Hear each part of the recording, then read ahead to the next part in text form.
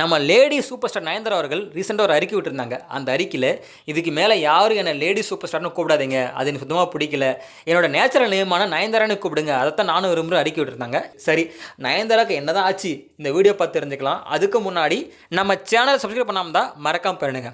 First Nayanthara அவர்கள் super ஸ்டாரான கதையை பார்த்துடலாம் வாங்க. 2005 ஹரியோட ஐயா படத்து மூலிமா நயன்தாரா தமிழ் சினிமாவில் என்ட்ரோ ஆகிறாங்க.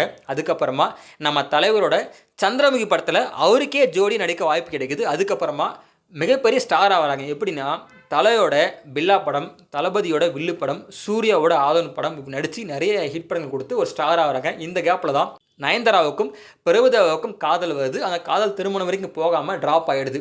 சினிமா விட்டு விலக முடிவு பண்ணவங்க அந்த திருமணம் ட்ராப் ஆகிறதுனால திரும்பவும் தமிழ் சினிமாவில் கம்பேக் கொடுக்குறாங்க. அதாவது ஃபஸ்ட் ஹாப்புக்கு முன்னாடி எப்படி ஸ்டாராக இருந்தாங்களோ அது மாதிரி ஃபஸ்ட் ஹாப்புக்கு அப்புறமா செகண்ட் ஹாஃப்லையும் ஃபஸ்ட்டு படம் ராஜாராணி ஒரு மிகப்பெரிய வெற்றி அடையுது. அதுக்கப்புறமா தலையோட ஆரம்பம் படம், இந்த படமும் மிகப்பெரிய வெற்றி அடைஞ்சு பாக்ஸ் ஆஃபீஸில் பயங்கரமாக கலெக்ஷன் அள்ளுது.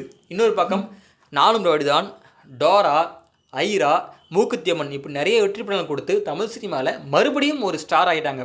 நயன்தாராவுடைய சினிமா கரியரை பார்க்கும்போது ரெண்டு விதமாக பிரிக்கலாம். ஒன்று ஃபஸ்ட் ஹாப், இன்னொன்று செகண்ட் ஹாப். இதெல்லாம் பார்க்கும்போது கண்டிப்பாக நயன்தாராவுக்கு லேடி சூப்பர் ஸ்டார் பட்டம் பண்ணுறது பொருத்தமாக இருக்கும்ன்றது என்னோட கருத்து. உங்களோட கருத்து என்ன கீழே மறக்காமல் கவுண்ட் பண்ணுங்கள். இதுவரை நல்லா தான் போயிட்டு இருந்து. நயன்தாராவுக்கு எங்கே ப்ராப்ளம் ஆரம்பிச்சதுன்னா 2016 தனுஷோட தயாரிப்பில் விக்னேஷ் சிவன் இயக்கத்தில் நயன்தாரா விஜய் சேதுபதி நடித்த படம் தான் நானும் ரவுடிதான். இந்த படம் வந்து மிகப்பெரிய வெற்றி அடைஞ்சது. இந்த படத்தில் தான் நயன்தாராவும் விக்னேஷ் சிவனும் லவ் பண்ணி கல்யாணம் பண்ணிக்கிட்டாங்க. எங்கே ப்ராப்ளம் ஆரம்பிக்குதுன்னா நானும் ரவுடிதான் படத்தோட ப்ரொடியூசர் தனுஷ்ன்றதுனால அந்த படத்தோடைய மொத்த காப்பிரைட்ஸும் அவர்கிட்ட தான் இருக்குது. நயன்தாரா விக்னேஷ் சிவன் டாக்குமெண்ட்ரி பண்ணும்போது, அதாவது மேரேஜ் ஆகிட்டு டாக்குமெண்ட்ரி பண்ணும்போது அந்த நானும் ரவுடிதான் படத்துலேருந்து ஒரு சில காட்சிகளை நயன்தாரா கேட்டிருக்காங்க. ஆனால் தனுஷ் கொடுக்கல. நயன்தாராவும் தனுஷும் நல்ல ஃப்ரெண்ட்ஸ் தான், இருந்தாலும் அவர் கொடுக்கல. என்ன காரணம் தெரியல. உடனே நயன்தாரா பயங்கர அப்செட் ஆகிட்டாங்க. இருந்தாலும் தனுஷை கேட்காமலே அந்த படத்தில் இருக்கிற ஒரு சில காட்சிகள்லாம் தன்னோட டாக்குமெண்ட்டில் நயன்தாரா பயன்படுத்துகிறாங்க. உடனே தனுஷ் அவர்கள் ஒரு வக்கீல் நோட்டீஸ் வராரு நஷ்டஈடு கேட்டு. எப்படி என் படத்தோட காட்சிகள்லாம் என்னையே கேட்காம பயன்படுத்தான்னு சொல்லிட்டு தனுஷ் அவர்கள் நயன்தாராவுக்கு ஒரு வக்கீல் நோட்டீஸ் வராங்க. அதாவது 10 கோடி நஷ்டஈடு கேட்டு. உடனே நயன்தாராவுக்கு பயங்கர அப்செட் ஆயிடுச்சு. நம்மளும் தனுஷும் ரொம்ப க்ளோஸ் ஃப்ரெண்ட்ஸு, ஏன் அந்த மாதிரி பண்ணுறான்னு சொல்லிட்டு நயன்தாரா ஒரு அறிக்கை விடுறாங்க. என்ன அறிக்கைனா, தனுஷ் நான் உங்களை என்னமோ நினச்சேன், நீங்கள் இவ்வளோ சீப்பாக நடந்துக்கும் எதிர்பார்க்கலாம்னு சொல்லிட்டு மறுபடியும் அறிக்கை விடுறாங்க. அப்படி இருக்கும்போது ரீசெண்டாக விக்னேஷ் சிவனும் நயன்தாராவும் ஒரு ஃபங்க்ஷன் போகிறாங்க. அந்த ஃபங்க்ஷனில் பப்ளிக் எல்லாருமே நயன்தாராவை பார்த்து கிட்ட நெருங்கி வராங்க. அந்த சமயத்தில் அந்த ஃபங்க்ஷனை ஏற்பாடு பண்ண டீம் வந்து அந்த பப்ளிக்கை நயன்தாரா கிட்டேருந்து தள்ளி விடுறாங்க, பக்கம் வர விடாமல். நயன்தாரா எவ்வளோ பேர் ஆள் தெரியுமா, நீங்கள் இப்படி பண்ணலாம்னு சொல்லிட்டு பயங்கரமாக திட்டுறாங்க அந்த பப்ளிக்கில். இந்த வீடியோ வந்து சோஷியல் மீடியாவில் பயங்கரமாக வைரல் ஆகிட்டு நிறைய பேர் நயன்தாரா விமர்சனம் பண்ண ஆரம்பிச்சிட்டாங்க.